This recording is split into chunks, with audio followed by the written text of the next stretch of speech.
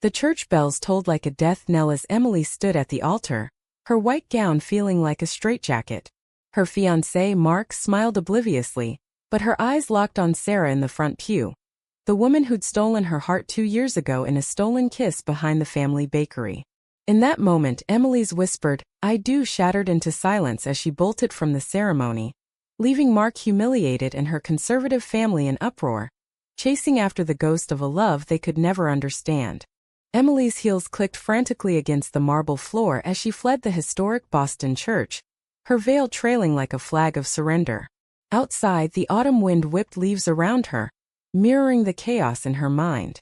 Sarah was waiting in the parking lot, engine running, her face pale with a mix of fear and hope. "Get in," Sarah urged, her voice barely above a whisper. Emily hesitated for a split second, the weight of her family's expectations crushing her. Her father's stern lectures on tradition, her mother's dreams of grandchildren, the small-town whispers that had already begun to swirl. But she slid into the passenger seat, and as they sped away, Emily felt the first crack in her carefully constructed facade. They drove in tense silence toward Sarah's apartment in Cambridge, the city lights blurring through Emily's tears. Sarah, a sharp-witted journalist with a rebellious streak, had been Emily's secret solace since they met at a local LGBTQ support group disguised as a book club. Sarah's family had disowned her years ago for coming out, leaving her hardened but free. "This was inevitable," Sarah said finally, gripping the wheel. "You couldn't marry him. Not after us." Emily nodded, but doubt gnawed at her. What about her sister who idolized her?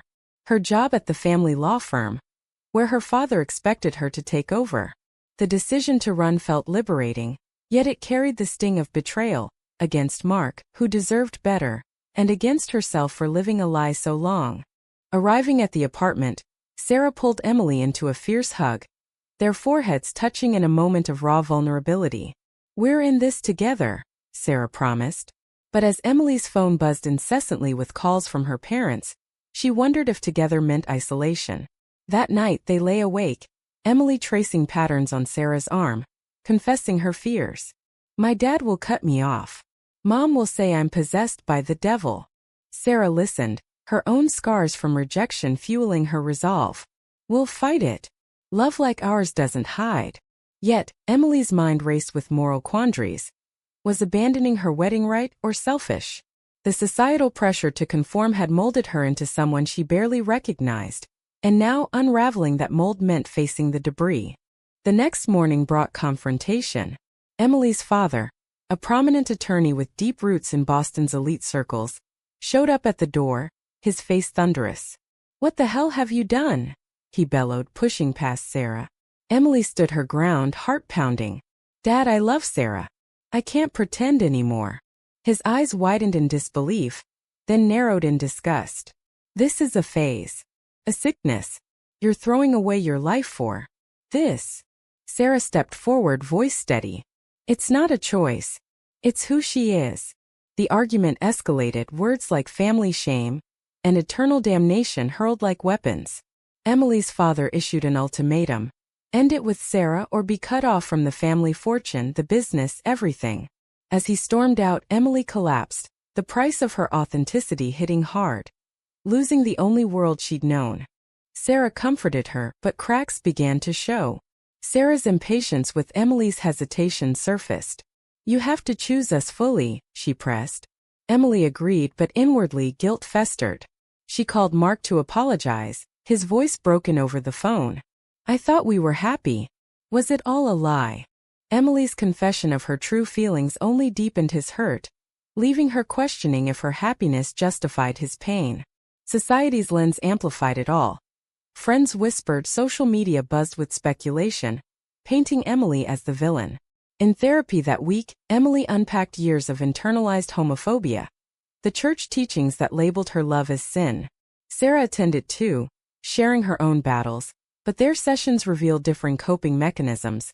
Sarah's defiance versus Emily's diplomacy. As weeks turned to months, Emily adapted to a new life.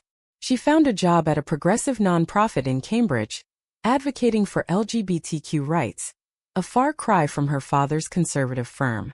Sarah's articles on queer struggles gained traction, drawing them into activist circles. But family ties tugged relentlessly. Emily's mother called sporadically, pleading for reconciliation, her voice laced with conditional love. "Come home, fix this." Emily resisted, but the emotional toll mounted. One night after a heated argument with Sarah over finances, Emily's disinheritance left them scraping by. Emily dreamed of her old life, waking in sweat. Was this freedom worth the poverty, the isolation? The tension peaked at a family gathering. Emily crashed uninvited, hoping for understanding. Her sister Lily greeted her with tears. "I miss you, but Dad says you're lost." The confrontation with her parents turned ugly, accusations flying. "You've betrayed us all," her father spat. Emily defended her love, but left empty-handed, the door slamming like a final judgment. Back with Sarah, she vowed strength, but doubt lingered. The societal mirror reflected a fractured self, once the perfect daughter, now an outcast. Each decision carried weight, each action a trade-off. Emily's awakening was painful, a slow burn of self-acceptance amid ruins. Months after the wedding fiasco, Emily and Sarah's relationship deepened amid the rubble of Emily's old life. They moved into a cozy loft in Boston's South End, surrounded by a vibrant queer community that offered solace. Sarah's career flourished. Her exposé on corporate discrimination against LGBTQ employees went viral, earning her accolades. Emily, thriving at the nonprofit, organized rallies, her voice growing bolder. Yet, beneath the surface, Emily's unresolved family wounds festered. Late-night calls from Lily revealed the home front's decay. Her parents' marriage straining under the scandal, her father's health declining from stress. One evening, as they prepared dinner, Sarah proposed. "Marry me, Em. Let's make it official." The ring, simple and silver, sparkled under the kitchen light. Emily's heart soared, but hesitation flickered. "What about my family? They'll never come." Sarah's eyes hardened. "We don't need them." Emily accepted, but the joy was tainted. Planning the wedding stirred old conflicts. Emily wanted a quiet ceremony. Sarah dreamed big, inviting activists and media. "This is our statement," Sarah insisted. Emily acquiesced, but inwardly battled the ethics of flaunting their love when it caused others pain. The announcement rippled outward. Emily's mother sent a scathing letter. "This abomination will kill your father." Lily confided she supported Emily secretly but feared coming out herself. Society's backlash hit hard. Anonymous hate mail lost friendships. At work, Emily faced subtle discrimination, her boss questioning her focus. Sarah dismissed it as growing pains, but Emily felt the cumulative damage. Their arguments intensified. Sarah accused Emily of lingering attachment to her heteronormative past. Emily countered that Sarah's militancy ignored nuance. A pivotal betrayal loomed when Sarah, in a fit of frustration, leaked details of Emily's family rejection to her editor for a story. "It's anonymous, but it needs to be told," Sarah justified later, after Emily discovered it. Hurt exploded. "You used my pain for your career?" Emily shouted. Sarah apologized, but trust cracked. The article's publication amplified the family rift. Emily's father suffered a minor heart attack, blaming the stress. Guilt consumed Emily. Was loving Sarah worth her family's suffering? She confronted Sarah. "We need space." Sarah, devastated, moved out temporarily, leaving Emily alone with her turmoil. In solitude, Emily reflected on her choices. Therapy delved deeper into her internalized shame, the church's doctrines clashing with her reality. She volunteered at a youth shelter, mentoring queer teens, finding purpose in their stories. Yet, reconciliation attempts with her family failed. A mediated meeting ended in tears, her parents unyielding. "Choose God over this lifestyle," her mother urged. Emily's defiance grew, but so did isolation. Sarah, meanwhile, threw herself into work, her articles sharper, fueled by personal anguish. Reunion came unexpectedly at a protest against anti-LGBTQ legislation. Emily spotted Sarah in the crowd, their eyes meeting amid chants. They talked afterward, apologies flowing. "I was wrong to expose us," Sarah admitted. Emily forgave but warned, "We can't sacrifice each other." They recommitted, but the scar remained. Wedding plans resumed, smaller now, a compromise. Invitations went out, including to Emily's family, met with silence. The night before, Emily journaled her fears. Was marriage a victory or another battleground? The ceremony was intimate, under blooming cherry trees in a public park. Vows exchanged, rings slipped on, a kiss sealing their union. Friends cheered, but Emily's heart ached for absent loved ones. Post-wedding, reality intruded. Sarah's promotion required relocation to New York, pulling Emily from her budding career. It's an opportunity, Sarah enthused. Emily agreed reluctantly, the move feeling like another uprooting. Packing boxes, she found old family photos, tears blurring the images. The price of love. Constant adaptation, endless trade-offs. In New York, they settled in Brooklyn, a melting pot of diversity. Emily restarted at a similar nonprofit, but homesickness gnawed. Calls to Lily grew frequent, her sister's hints of her own struggles hinting at a budding ally. Yet, a shocking revelation came when Lily confessed, "I'm gay too, but I can't come out because of what happened to you." Emily's world tilted, the ripple effects of her choices now ensnaring her sibling. Guilt surged. Had her rebellion paved a path or planted mines? Life in New York pulsed with energy, but for Emily and Sarah, it amplified underlying fractures. Sarah's job at a major news outlet demanded long hours, leaving Emily to navigate the city alone. She built a new circle, joining support groups where stories of familial rejection mirrored her own. One member, a therapist named Rachel, became a confidant, her empathy drawing Emily in. Innocent coffees turned into deep conversations, stirring unintended feelings. Emily pushed them down, loyal to Sarah, but the emotional void grew. Sarah, sensing distance, confronted Emily one stormy night. "You're pulling away. Is it the move? Or something else?" Emily denied it, but truth simmered. "I miss my family. And you. You're always working." Sarah defended her ambition. "This is for us to build a secure future." The argument unearthed deeper issues. Sarah's fear of abandonment clashing with Emily's need for stability. They sought couples therapy, unpacking layers. Sarah's childhood trauma from disownment, Emily's guilt over her privileged upbringing. Progress was slow, each session a battlefield of vulnerabilities. A crisis erupted when Emily's father was hospitalized with a severe heart condition. Lily called, frantic. "He might not make it. Come home." Emily booked a flight to Boston, Sarah insisting on joining. "We're family now." At the hospital, tension thickened. Emily's mother glared at Sarah. "You caused this." Emily defended. "No, your hate did." Her father, weak but lucid, whispered, "I don't understand, but I don't want to lose you." A fragile truce formed, but when he recovered, old prejudices resurfaced. "I can't accept this," he said upon discharge. Emily left heartbroken, the visit a Pyrrhic victory. Back in New York, Sarah's jealousy flared over Emily's friendship with Rachel. "She's too close." Emily reassured, but doubt seeded. In a moment of weakness, Emily kissed Rachel after a group meeting, immediately regretting it. The betrayal haunted her. She confessed to Sarah that night, tears streaming. "It meant nothing. I'm so sorry." Sarah's face crumpled, pain raw. "How could you?" She stormed out, leaving Emily in agony. The moral quandary consumed her. Was one mistake unforgivable? Society's narrative of queer relationships as unstable echoed in her mind, amplifying self-doubt. Sarah stayed with a friend for days, their communication sparse. Emily threw herself into work, advocating fiercely for anti-discrimination bills, channeling guilt into action. Reflection brought clarity.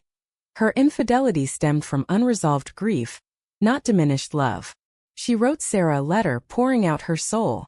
"I've paid dearly for my choices, losing family identity.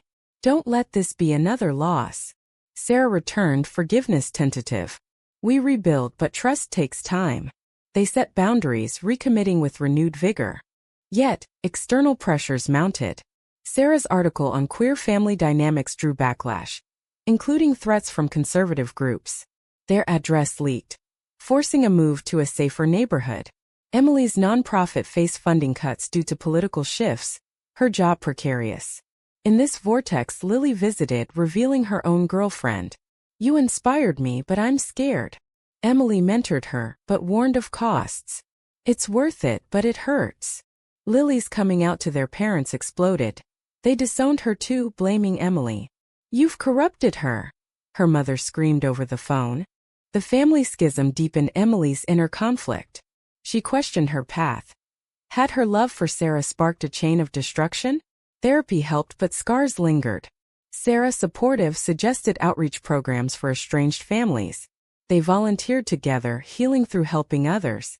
A breakthrough came when Emily's mother attended a session anonymously. Her curiosity a crack in the armor.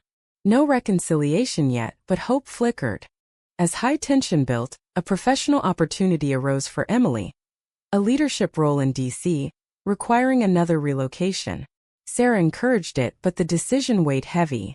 Accepting meant more distance from Boston, potentially severing family ties forever. Declining meant stagnation. Emily chose to go, Sarah following, their bond tested anew. The move symbolized their resilience, but at what cost? Washington, D.C. brought power and purpose. Emily rising as a policy advocate for LGBTQ rights. Sarah freelanced, her writing influencing national discourse. Their apartment overlooked the Potomac, a symbol of fresh starts. Yet, the capital's cutthroat environment exacerbated strains. Emily's long hours mirrored Sarah's past absences, roles reversing. You're becoming what you hated in me, Sarah quipped bitterly one night. Emily apologized, but ambition clashed with intimacy. Lily's situation worsened. Disowned and struggling, she moved in with them temporarily. Her presence highlighted generational divides. Lily's optimism versus Emily's cynicism. You fought so we could live freely, Lily said.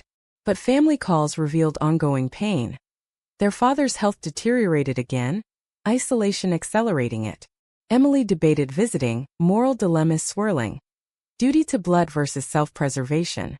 A betrayal from within struck when Sarah, under deadline pressure, incorporated Lily's story into an article without full consent. Lily felt exposed, confronting Sarah. You used me, Emily mediated, furious at the repeat offense. This is a pattern. The fight escalated, Sarah defending. It's for the greater good. Trust eroded further, Emily questioning their foundation. In therapy, Sarah admitted her drive stemmed from compensating for her own losses. But the damage was done. Lily left angrily, straining sisterly bonds. Emily's work brought a high-stakes confrontation. Testifying before Congress on marriage equality, facing hostile questions from conservative lawmakers echoing her parents' views. This lifestyle destroys families, one sneered.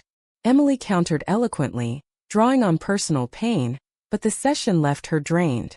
Media coverage amplified her story, outing family details inadvertently. Her mother called voice-breaking. You've humiliated us nationally. Emily's resolve cracked. Was advocacy worth perpetual conflict? Reconciliation attempts faltered. A family therapy session via video ended in stalemate, prejudices unyielding. Sarah supported, but her own impatience surfaced. Cut them off for good. Emily resisted, clinging to hope. Internally, she battled ethics. Forgiveness versus boundaries? Society's push for queer visibility clashed with personal privacy needs. A turning point came at a gala where Emily met influential allies. Networking led to a job offer for Sarah in L.A., pulling them westward again. It's my turn, Sarah said. Emily hesitated, her D.C. role fulfilling. The decision loomed. Support Sarah or prioritize self. They compromised on a trial separation. Sarah going ahead, Emily visiting. Distance tested fidelity. Emily leaned on Rachel, now a distant friend, but temptations arose. Sarah confessed a flirtation too. Mutual confessions forging honesty. Lily reconciled with Emily, sharing her own growth. I'm building my life. Inspired, Emily pushed for family dialogue. A surprise visit to Boston found her father softened by illness. I was wrong to push you away, he admitted weakly. Tears flowed, partial healing. Her mother remained guarded, but seeds planted. Returning to D.C., Emily felt lighter, but Sarah's LA move approached. The separation began painfully. Video calls sustained them, but loneliness bred doubt.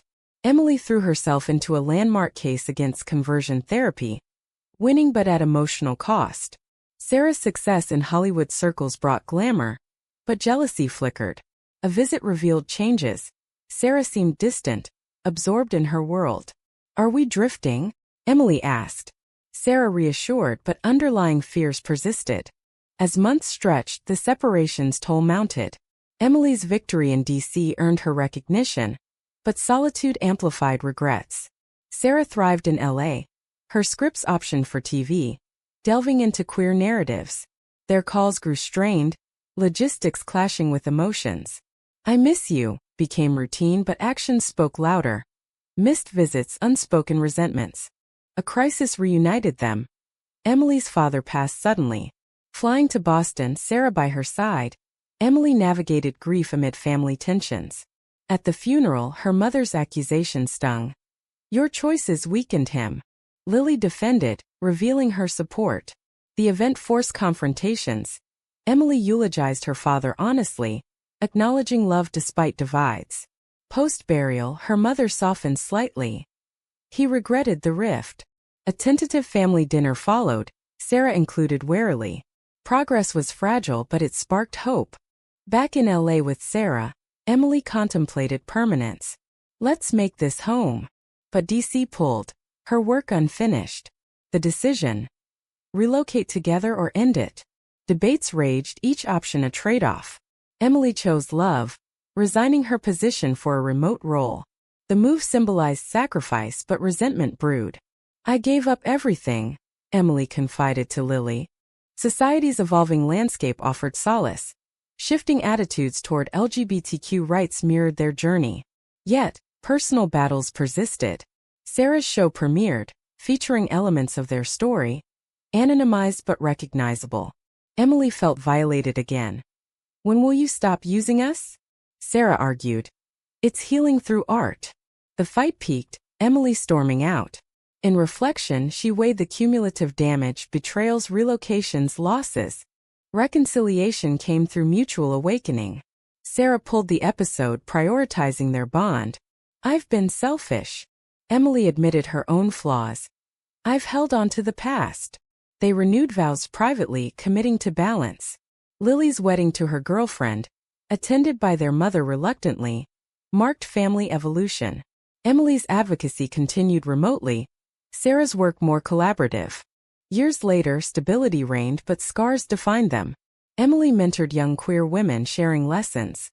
Love demands courage, but at what price? Their story, once turmoil, became testament to resilience. Was Emily's pursuit of authentic love ultimately selfish, or a necessary catalyst for broader change?